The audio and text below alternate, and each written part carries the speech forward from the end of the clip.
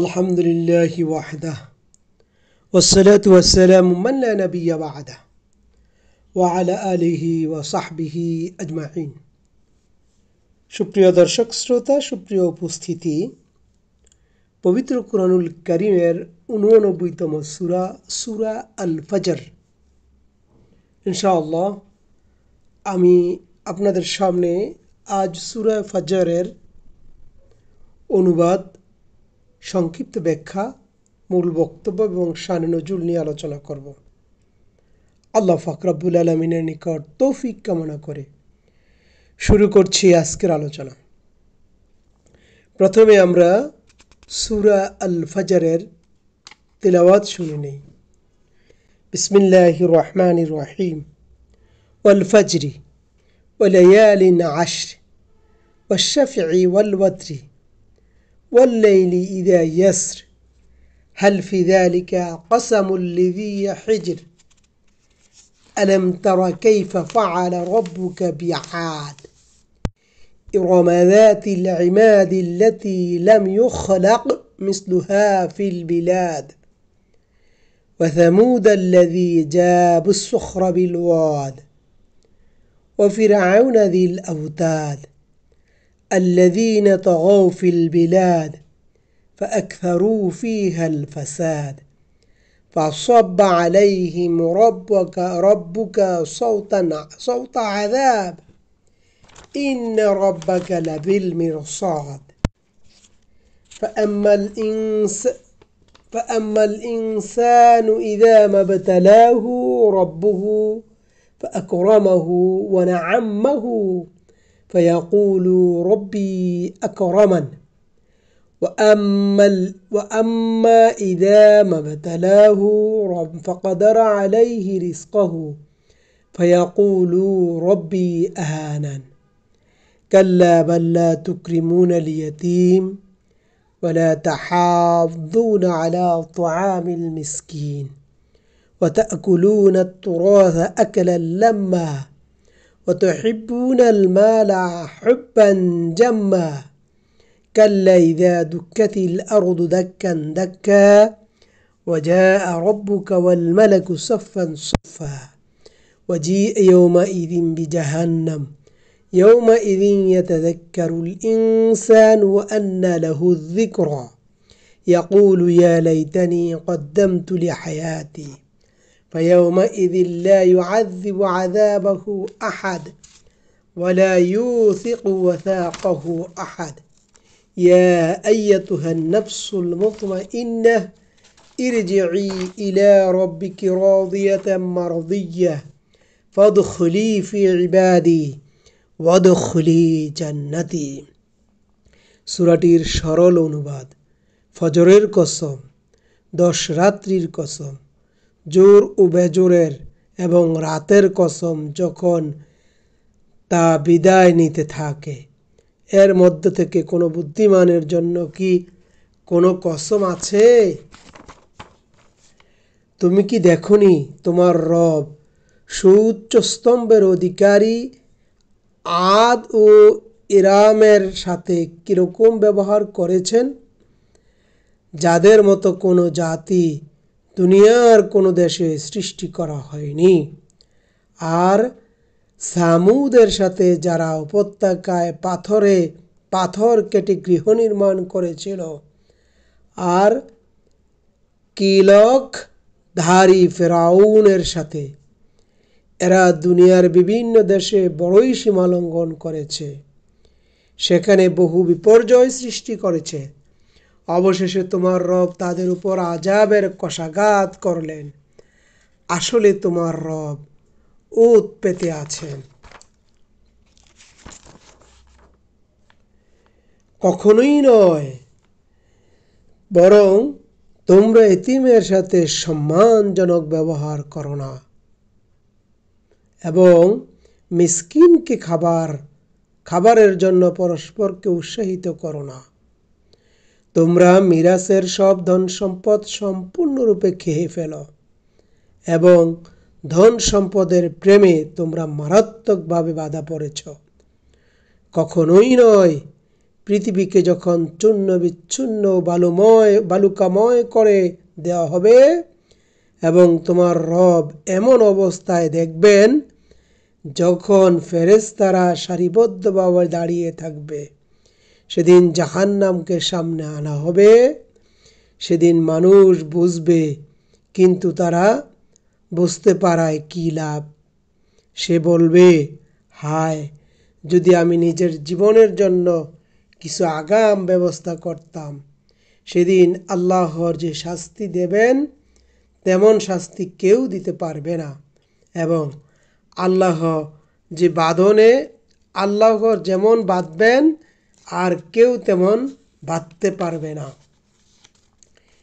অন্যদিকে বলা হবে, হে প্রশান্ত আত্মা, চলে যাও তোমার রবের দিকে, এমন অবস্থায় যে তুমি নিজের শুভ পরিণতিতে সন্তুষ্ট এবং তোমার রবের প্রিয় পাত্র। শামিল হয়ে যাও আমার নেক বান্দাদের মধ্যে প্রবেশ করো আমার জান্নাতে। সূরাটির নামকরণ,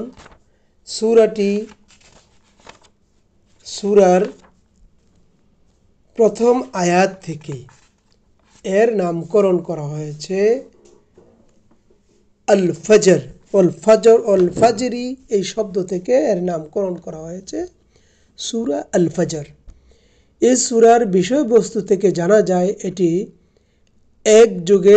এমন এক যুগে নাজিল হয় যা মক্কার মুআজ্জামায় ইসলাম গ্রহণকারীদের উপর ব্যাপকভাবে নিপীড়ন নির্যাতন চলছিল। তাই মক্কাবাসীদের আদ ও সামুদ এবং ফেরাউনের পরিণাম দেখিয়ে সতর্ক করা হয়েছিল। বিষয়বস্তু ও মূল বক্তব্য। এর বিষয়বস্তু হচ্ছে আখিরাতের শাস্তি ও পুরস্কারের সত্যতার প্রমাণ। কারণ মক্কাবাসীরা একথা অস্বীকার করে আসছিল যে এ উদ্দেশ্যে ধারাবাহিক পর্যায়ে যে যুক্তি পেশ করা হয়েছে সে ধারাবাহিকতা সহকারে বিষয়টি পর্যালোচনা করতে হবে। প্রথমে ফজর, 10 রাত, জোর ও বিজোর এবং বিদায় রাতের কসমকে শ্রোতাদের জিজ্ঞাসা করা হয়েছে যে বিষয়টি তোমরা অস্বীকার করছ তার সত্যতার সাক্ষ্য দেবার জন্য কি এই জিনিসগুলি যথেষ্ট নয়? আর সামনে 4টি টিকায় সাক্ষ্য দেবার জন্য কি জিনিসগুলি যে ব্যাখ্যা দেওয়া হয়েছে তা থেকে জানা যায় যে দিন রাত্রির ব্যবস্থা, যে নিয়মানুবর্তিতা দেখা যায়, এগুলি তারও নিদর্শনাবলী। এগুলির কসমকে প্রশ্ন করা হয়েছে। আল্লাহর প্রতিষ্ঠিত এই বিজ্ঞানসম্মত ব্যবস্থাপনা প্রত্যক্ষ করার পরেও যারা আল্লাহর এই ব্যবস্থায় যে আল্লাহ এই ব্যবস্থার প্রতিষ্ঠিত করেছেন তিনি আখিরাত কায়েম করার ক্ষমতা রাখেন এবং মানুষের কাছ থেকে তার কার্যাবলীর হিসাব নেওয়ার ক্ষমতা রাখেন। বিজ্ঞতাপূর্ণ ব্যবস্থাপনা অপরিহার্য দাবি। এ কথার সাক্ষ্য প্রমাণ পেশ করার জন্য কি আর কোনো জিনিসের প্রয়োজন থাকে? এরপর মানব জাতির ইতিহাস থেকে প্রমাণ পেশ করে উদাহরণস্বরূপ আদ ও সামুদ জাতি এবং ফেরাউনের পরিণাম পেশ করা হয়েছে। বলা হয়েছে, যখন তারা সীমা পেরিয়ে গেছে এবং পৃথিবীতে ব্যাপক বিপর্যয় সৃষ্টি করেছে তখন আল্লাহ তাআলার আযাব তাদেরকে গ্রাস করেছে।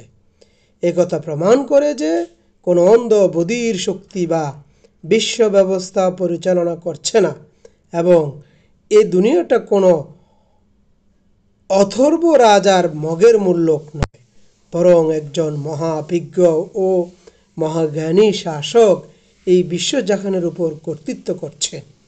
তিনি বুদ্ধি, জ্ঞান, নৈতিকতা, অনুভূতি দান করে যেসব সৃষ্টিকে এই দুনিয়ার স্বাধীনতা ও ক্ষমতা ও এখতিয়ার দিয়েছেন তাদের কাজের হিসাব নিকাশ করা এবং তাদেরকে শাস্তি ও পুরস্কার দেওয়া এবং জ্ঞানবত্তা এবং ন্যায়পরায়ণতা অনিবার্য দাবি।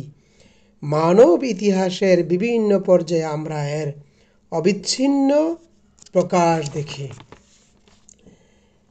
তারপর মানব সমাজের সাধারণ নৈতিক অবস্থা পর্যালোচনা করা হয়েছে।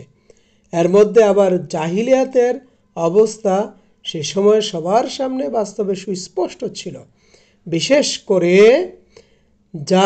যার ফলে তারা নৈতিক ভালো মন্দর দিকটাকে উপেক্ষা করে শুধুমাত্র পার্থিব ধন দৌলত, মর্যাদা ও প্রতিপত্তি অর্জন বা এর অভাবকে সামনে সম্মান লাভ করে সম্মানহানির মানদণ্ড গণ্য করেছিল।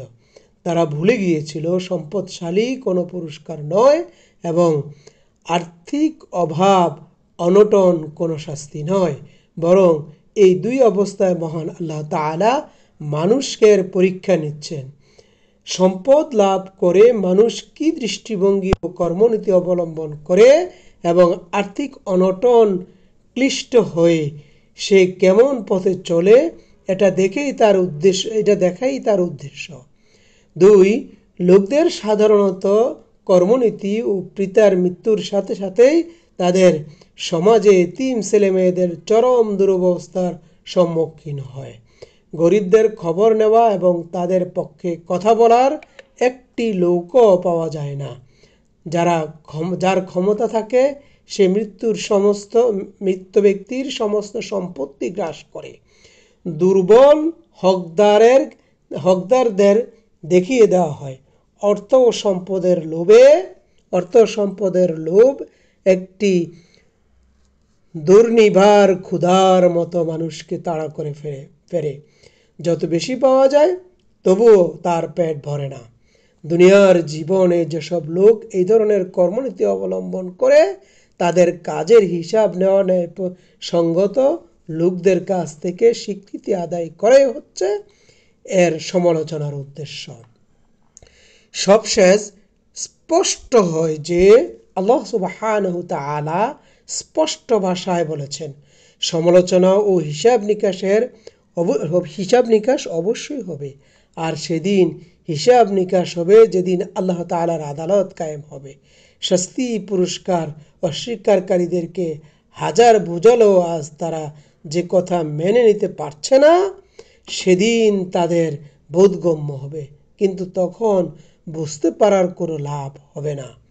অস্বীকারীরা সেদিন আফসোস করে বলবে, হায়, আজকের দিনে যদি আমি দুনিয়ার কিছু সরঞ্জাম তৈরি করতাম, কিন্তু এই লজ্জা ও দুঃখ তাকে আল্লাহ তাআলার আযাব থেকে বাঁচাতে পারবে না।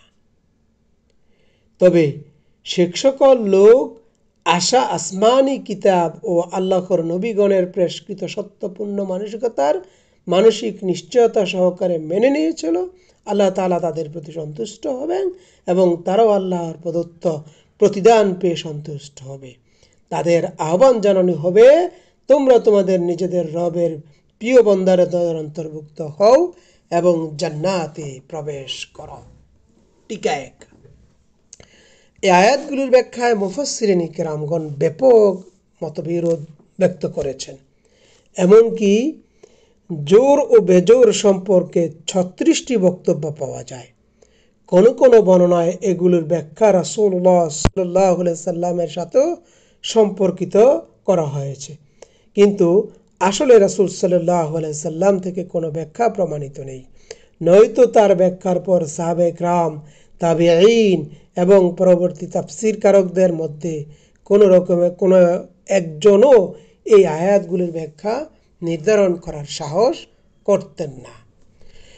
বর্ণনাভঙ্গি সম্পর্কে চিন্তা করলে পরিষ্কার বোঝা যায় প্রথম থেকে কোনো আলোচনা চলছিল। সেখানে রাসূল সাল্লাল্লাহু আলাইহি সাল্লাম একটি কথা পেশ করেছিলেন এবং অস্বীকারীরা তা অস্বীকার করেছিল। এই প্রসঙ্গে রাসূল সাল্লাল্লাহু আলাইহি সাল্লামের কথার সত্যতা প্রমাণ করে বলা হয়, অমুক অমুক জিনিসের কসম।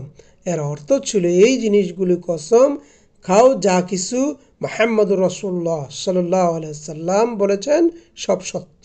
তার এই প্রশ্নের ভিত্তিতে এই বক্তব্য পেশ করা হয়েছে। যে কোনো বুদ্ধিমান লোকের জন্য কি এর মধ্যে কোনো রকমের কসম খাওয়ার আছে? অর্থাৎ এই সত্য কথাটির পক্ষে সাক্ষ্য দেবার জন্য এরপরও কি কোনো রকমের কসমের প্রয়োজন আছে? মুহাম্মদুর রাসূলুল্লাহ সাল্লাল্লাহু আলাইহি ওয়াসাল্লাম যে কথা বলেছেন তা জেনে নেবার জন্য কি একজন বুদ্ধিমান বিবেক মেনে নেবার জন্য একজন বুদ্ধিমান বিবেকবান ব্যক্তির জন্য এই কসম কি যথেষ্ট নয়? এখন প্রশ্ন হচ্ছে, এই প্রসঙ্গে 4টি জিনিসের কসম খাওয়া হয়েছে, তা কি ছিল? এজন্য আমাদের পরবর্তী আয়াতগুলিতে আল্লাহ সুবহানাহু ওয়া তাআলা বলেন, তুমি কি দেখোনি তোমার রব তাদের সাথে কিরকম ব্যবহার করেছিলেন? অর্থাৎ সূরার শেষ পর্যন্ত সমগ্র আলোচনার বিষয় সম্পর্কে চিন্তা ভাবনা করতে হবে। এ থেকে জানা যায় আলোচনা চলছিল শাস্তি ও পুরস্কার সম্পর্কে।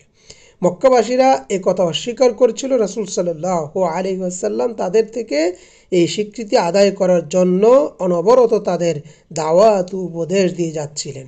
এজন্য ফজর, 10 রাত্রি, জোর বেজোর এবং বিদায়ী রাত্রের কসম খেয়ে এখানে বলা হয়েছে, এই বিষয়টি উপলব্ধি করার জন্য এই 4টি জিনিস কি যথেষ্ট নয়? এজন্য কোনো বুদ্ধি ও বিবেকবান ব্যক্তির সামনে কি এর জন্য কি আরও কোনো সাক্ষ্য পেশ করতে হবে, জিনিস পেশ করার প্রয়োজন আছে? এই কসমগুলির পরিবেশ পরিস্থিতি নির্ধারণ হয়ে যাওয়ার পর পরবর্তী আলোচনায় যে অর্থ নির্দেশ করে আমাদের অপরিহার্যভাবে সেই অর্থই গ্রহণ করতে হবে। প্রথমে বলা হয়েছে ফজরের কসম।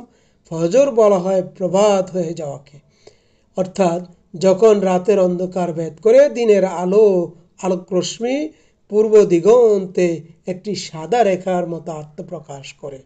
তারপর বলা হয়েছে 10 রাত্রির কসম। ধারাবাহিক বর্ণনাগুলি সামনে রাখলে এর অর্থ হচ্ছে মাসের 30টি রাত্রের প্রত্যেকটি 10 রাত্র। প্রথম 10টি রাতের চাঁদ কাস্তের আকার শুরু হয়ে প্রতি রাতে তা বাড়তে থাকে। এভাবে তার অর্ধেকের বেশি এলাকা উজ্জ্বল হয়ে ওঠে। দ্বিতীয় 10 রাতে আলোর রাতে বৃহত্তম অংশ আলোকিত থাকে।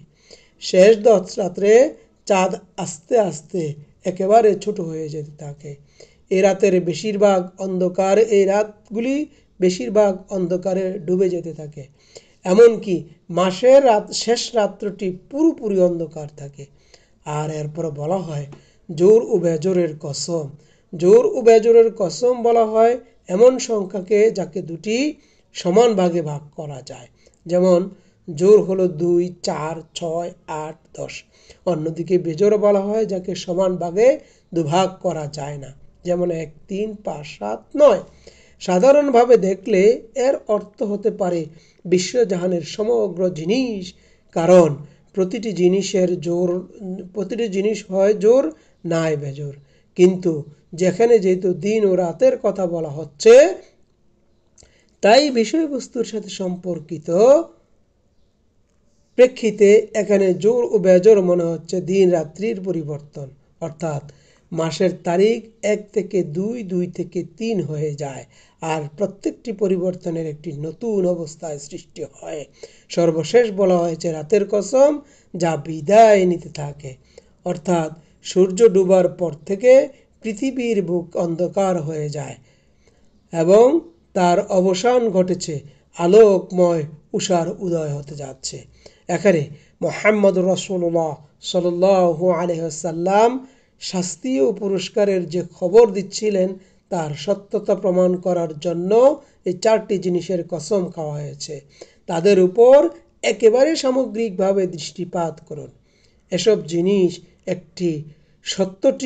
এই সত্যটিকে প্রমাণ করেছে যে একজন মহাশক্তিশালী স্রষ্টা যে বিশ্ব জাহানের উপর রাজত্ব করেছেন, তিনি যে কাজটি করছেন তা উদ্দেশ্যহীন, লক্ষ্যহীন, অর্থহীন নয়, বরং তার পেছনে কোনো বিজ্ঞানপূর্ণ পরিকল্পনা নেই এ কথা বলা যাবে না। বরং তার প্রত্যেকটি কাজের মধ্যে একটি সুস্পষ্ট বিজ্ঞানসম্মত পরিকল্পনা সক্রিয় রয়েছে। তার পৃথিবীতে কখনো এমন দেখা যাবে না যে এখনই রাত, আবার এখনই হঠাৎ সূর্য একেবারে মাথার উপর উঠেছে, অথবা একদিন চাঁদ উঠেছে কাস্তের মতো শুরু হয়ে, তারপর দিন একেবারে গোল থালার মতো পূর্ণ আকাশে শোভা পেতে লাগলো, এবং রাত এলো, কিন্তু আর তা শেষ হচ্ছে না। স্থায়ীভাবে ঠাই এক জায়গায় দাঁড়িয়ে রইল, অর্থাৎ আদতে দিন রাত্রির পরিবর্তনের কোনো স্থায়ী ব্যবস্থা নেই, যার ফলে তারিখের হিসাব গণনা করা যায় না। আজ এটা কোন মাসের কোন রাত্রি কয় তারিখ, কোন তারিখের কোনটি কাজ শুরু করা হয়েছিল এবং কবে খতম করা হবে, গ্রীষ্মকাল কবে শুরু হবে, বর্ষাকাল শীতকাল কবে আসবে, এসব জানা সম্ভব হয় না। বিশ্বজাহানের অন্যান্য অসংখ্য জিনিস বাদ দিয়ে মানুষ যদি শুধুমাত্র দিন রাত্রির এই যথা নিয়মে যাওয়া এবং আসার বিষয়টি মনোযোগ সহকারে দেখে এবং এই ব্যাপারটি নিয়ে একটু মাথা ঘামায়, তাহলে সর্বশক্তিমান সত্তার এই বিরাট নিয়ম শৃঙ্খলা ও আইনের রাজত্ব কায়েম করেছেন।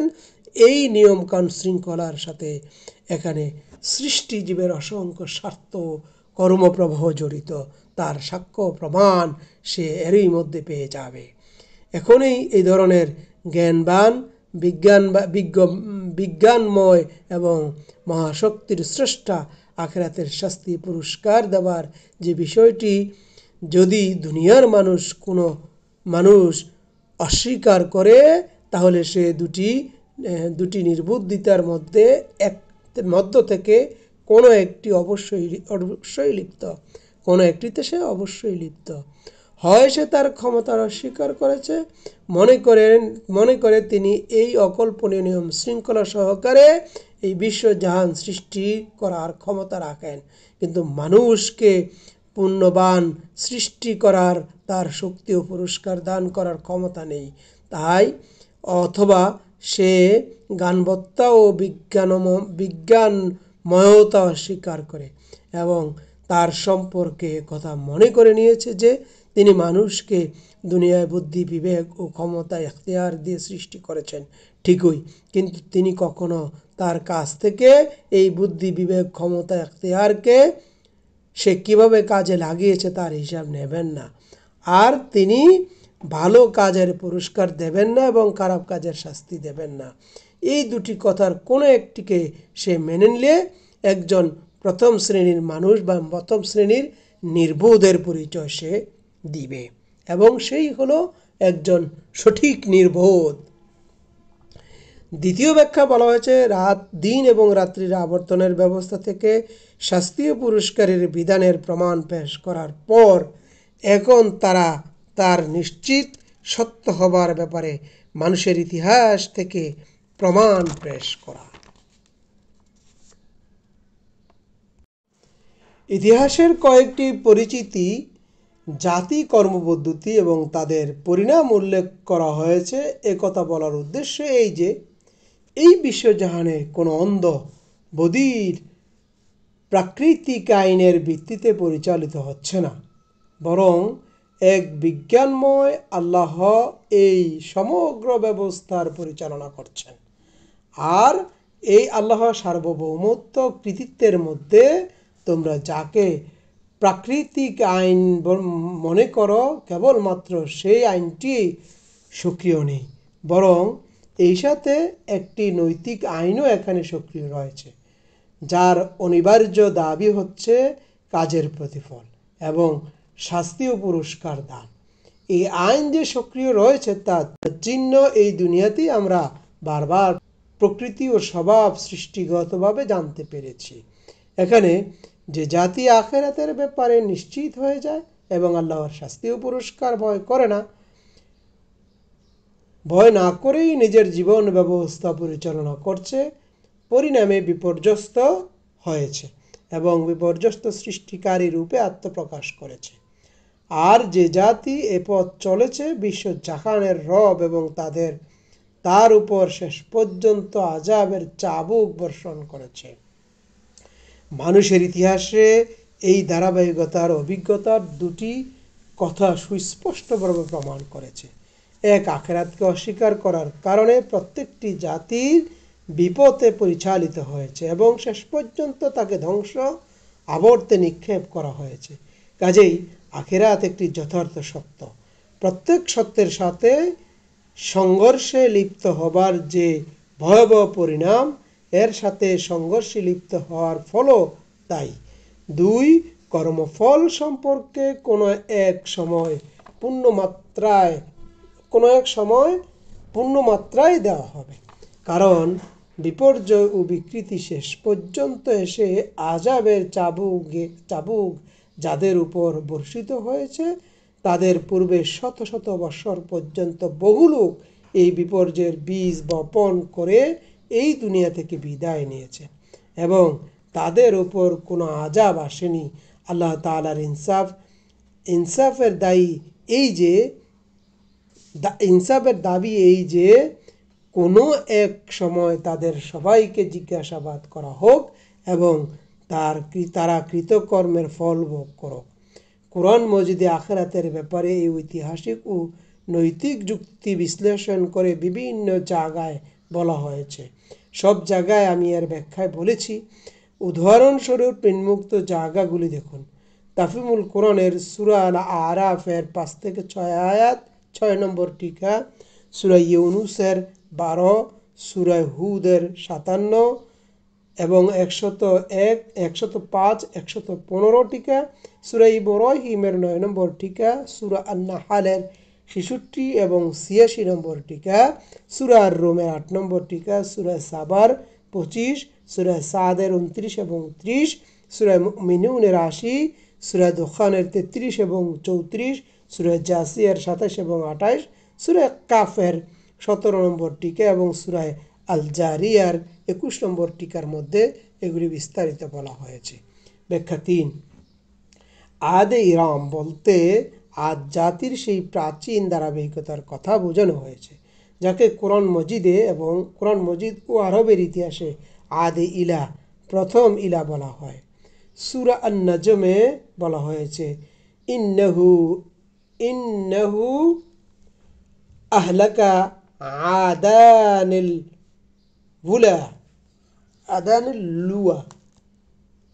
লুলা, আর 3টি প্রাচীর আদ জাতিকে ধ্বংস করে দিয়েছি। সূরার 50 নম্বর আয়াতে এটি রয়েছে। সেই আদ জাতিকে যাদের কাছ থেকে হযরত হুদ আলাইহিস সালামকে পাঠানো হয়েছিল এবং যাদের উপর আযাব নাজিল হয়েছিল।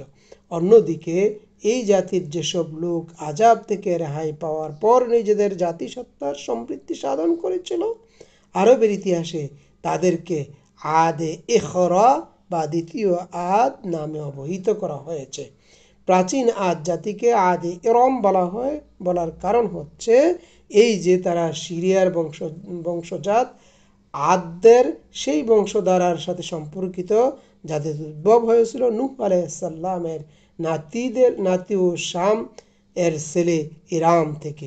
ইতিহাসে আদের এই শাখা আরও কয়েকটি উপশাখায় প্রসিদ্ধতা অর্জন করেছে। সামুদ এদের অন্যতম। কোরআনে এই জাতিটির উল্লেখ করা হয়েছে। দ্বিতীয়টি হচ্ছে আরামিয়ান জাতি।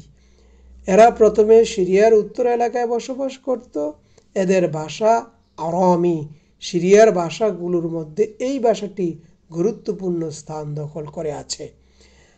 আদের জন্য জাইতুল ইমাদ, সুউচ্চ স্তম্ভের অধিকারী শব্দ ব্যবহার করা হয়েছে, কারণ তারা বড় বড় উচ্চ ইমারত তৈরি করত। দুনিয়ায় তারাই সর্বপ্রথম উচ্চ স্তম্ভের উপর ইমারত নির্মাণ করা কাজ শুরু করে। কোরআন মজিদের অন্য জায়গায় তাদের এই বৈশিষ্ট্যকে নিম্নোক্তভাবে বর্ণনা করা হয়েছে। হযরত হুদ আলাইহিস সালাম তাদেরকে বলেন, আতাবনুনা বিকুল্লি রি'ইন আয়াতান তা'বাসুন ওয়া তাত্তাখিযুনা মাসানি'a লা'আল্লাকুম তাখলুদুন। তোমাদের এ কেমন অবস্থা? প্রত্যেক উঁচু জায়গায় অনর্থক একটি স্মৃতিগৃহ নির্মাণ করেছ এবং বড় বড় প্রাসাদ নির্মাণ করছ, যেন তোমরা চিরকাল এখানে থাকবে। সূরা শুআরার 128 এবং 129 নম্বর আয়াতে একথা বলা হয়েছে। ব্যাখ্যা 4, অর্থাৎ তারা সমকালীন জাতিদের মধ্যে ছিল একটি তুলনাবিহীন জাতি। শক্তি, সূর্যে, বীর্যে, গৌরবের অবস্থান থেকে তারা সারা দুনিয়ায় কোনো জাতি তাদের সমকক্ষ ছিল না। কোরআনের অন্যান্য স্থানে তাদের সম্পর্কে বলা হয়েছে, ওয়াজাদাকুম ফিল খালকি বাসতাহ, দৈহিক গঠনের দিক দিয়ে তোমাদের অবয়ব অত্যন্ত সমৃদ্ধ করেছেন। সূরা আরাফের মধ্যে আল্লাহ পাক রব্বুল আলামিন একথা বলেছেন। ফাম্মাল আদু ফাস্তাকবারু ফিল আরদি বিগাইরি হাক্কিন ওয়াকালু মান আশাদ্দু মিন্না কুওয়াহ, আর তাদের ব্যাপারে বলতে গেলে তারা বলতো তারা কোনো অধিকার ছাড়াই পৃথিবীর বুকে নিজেদের শ্রেষ্ঠত্ব অহংকার করেছে। তারা বলেছে, কে আছে আমাদের চাইতে বেশি শক্তিশালী। সূরা হামিম আশ-সিজদার 15 নম্বর আয়াতে কথা বলা হয়েছে। ওয়া ইযা বাতাশতুম জাব্বারিন, আর তোমরা যখন কারোর উপর হাত উঠিয়েছ প্রবল পরাক্রান্ত হয়ে উঠিয়েছ। সূরা শুআরার 130 নম্বর আয়াতে এই কথা বলা হয়েছে। ব্যাখ্যা 5, উপত্যকা বলতে আল কুরা উপত্যকাকে বোঝানো হয়েছে। সামুদ জাতির লোকেরা সেখানে পাথর কেটে কেটে তার মধ্যে গৃহ নির্মাণ করেছিল। সম্ভবত ইতিহাসে তারাই প্রথম জাতি হিসেবে চিহ্নিত যারা পাহাড়ের মধ্যে ইমারত নির্মাণের রীতি প্রচলন করেছিল।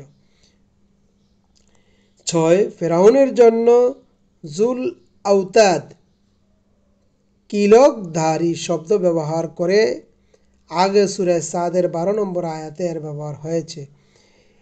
এর কয়েকটি অর্থ হতে পারে। তার সেনাবাহিনীকে কিলকের সাথে তুলনা করা হয়েছে, সেই অর্থে কিলকধারী মানে হলো সেনাবাহিনী, কারণ তাদের বদৌলতে তারা রাজত্ব এমনভাবে প্রতিষ্ঠিত করেছিল যেমন কিলকের সাহায্যে তাঁবু মজবুতভাবে প্রতিষ্ঠিত হয়ে থাকে। এর অর্থ সেনাদলের সংখ্যাধিক্য হতে পারে। এক্ষেত্রে এর অর্থ হবে তার সেনাদল যেখানে গিয়ে তাঁবু গাড়াতো সেখানেই চারদিকে শুধু তাঁবুর কিলক পুঁতা দেখা যেত। আবার এর অর্থ হতে পারে, কিলক হতে পারে যে মানুষের শরীরের ঘোড় দিয়ে সে তাদেরকে শাস্তি দিত। এও হতে পারে যে মিশরের পিরামিডগুলো কিলকের সাথে তুলনা করা হয়েছে, কারণ সেগুলি ফেরাউনের প্রাক্রান্ত ও শান শৌকতের নিদর্শন হিসেবে হাজার হাজার বছর থেকে পৃথিবীর বুকে মাথা উঁচু করে দাঁড়িয়ে আছে। 7, জালেম ও বিপর্যয় সৃষ্টিকারীদের কার্যকলাপের ব্যাপারে নজর রাখার জন্য উৎপেতে থাকার প্রভাবটি ব্যবহার করা হয়েছে এর রূপকর্ত হিসাবে। কোনো ব্যক্তি কারো অপেক্ষায় কোনো গোপন স্থানে এই উদ্দেশ্যে লুকিয়ে বা বসে থাকে যে তার আয়ত্তের মধ্যে আসা সাথে সাথেই সে তার উপর ঝাঁপিয়ে পড়বে। একে বলা হয় উৎপেতে থাকা। যার জন্য লুকিয়ে বসে থাকা হয় সে জানতে পারে না, আর তার উপর আক্রমণ করার জন্য কে কোথায় লুকিয়ে আছে সে নিশ্চিন্তে চারদিক সম্পর্কে অসতর্ক হয়ে ওই স্থান অতিক্রম করতে থাকে, তখন তার উপরে হঠাৎ আক্রমণ হয়ে যায়।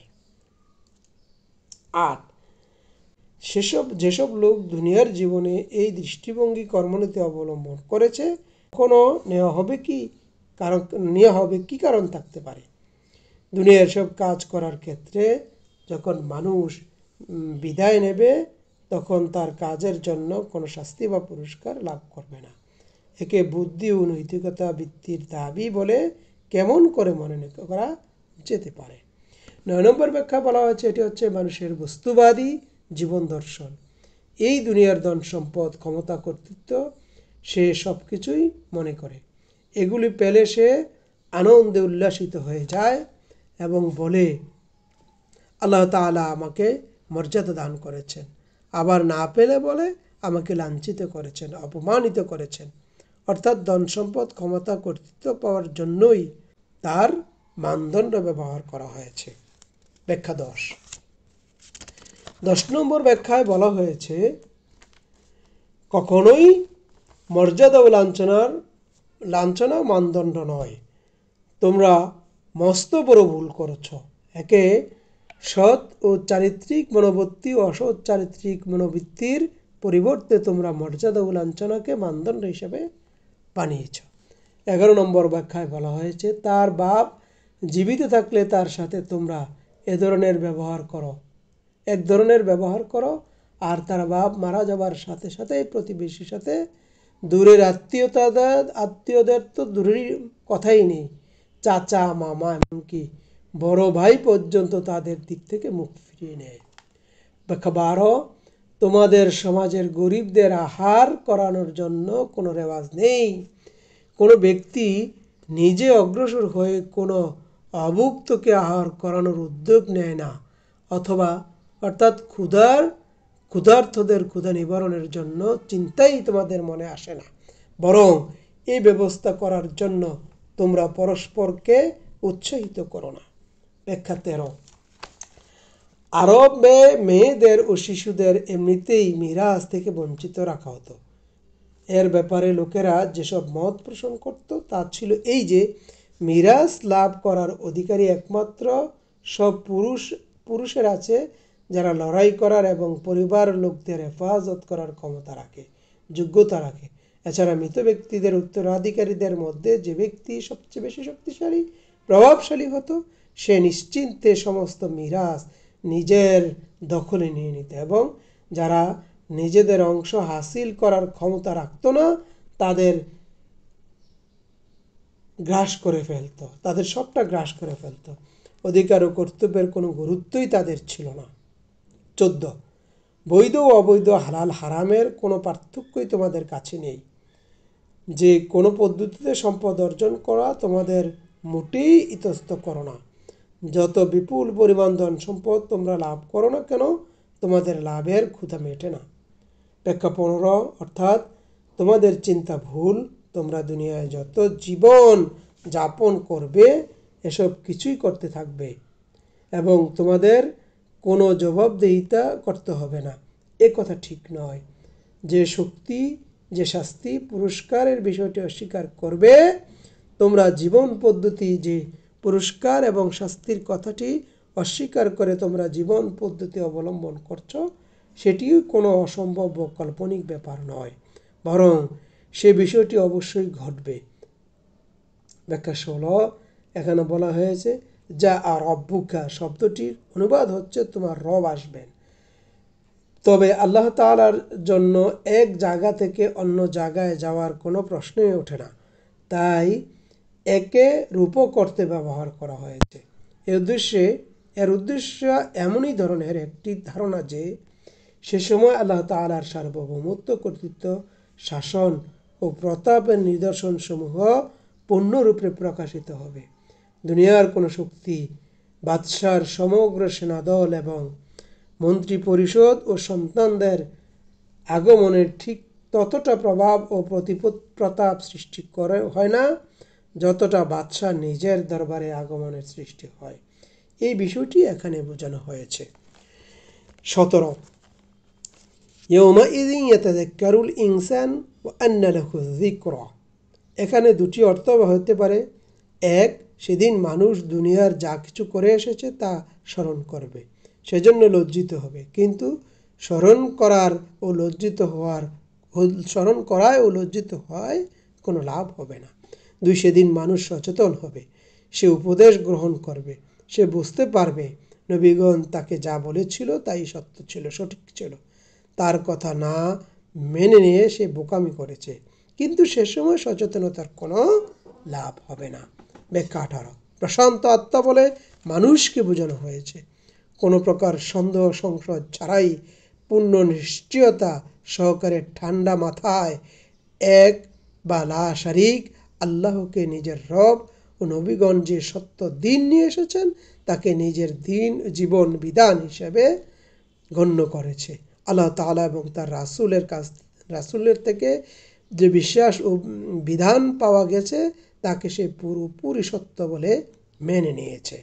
ব্যাখ্যা 19, একথা তাকে মৃত্যুর কালেও বলা হবে, যখন কিয়ামতের দিন পুনরায় জীবিত হয়ে হাসরের ময়দানের দিকে যেতে থাকবে। সে সময় বলা হবে, আল্লাহর আদালতে পেশ করার সময় তাকে একথা বলা হবে। প্রত্যেকটি পর্যায়ে তাকে এই মর্মে নিশ্চয়তা দান করা হবে যে সে আল্লাহ তাআলার রহমতের দিকে এগিয়ে যাচ্ছে। সুপ্রিয় দর্শক শ্রোতা, অতি সংক্ষেপে আমি আপনাদের সামনে সূরা আল ফজরের বিভিন্ন বিষয়গুলো উপস্থাপন করলাম। আল্লাহ পাক রব্বুল আলামিনের নিকট তৌফিক কামনা করে আমি যেন সম্পূর্ণভাবে উল্লেখিত কথাগুলি মেনে চলতে পারি এবং প্রত্যেকে যেন আমরা আল্লাহ সুবহানাহু ওয়া তাআলার বিধানকে পরিপূর্ণ মেনে চলতে পারি, সেই প্রত্যাশা শেষ করছি। ওমা আলাইনা ইল্লাল বালাগ, আলাইহি তাওয়াক্কালতু ওয়া ইলাইহি উনীব।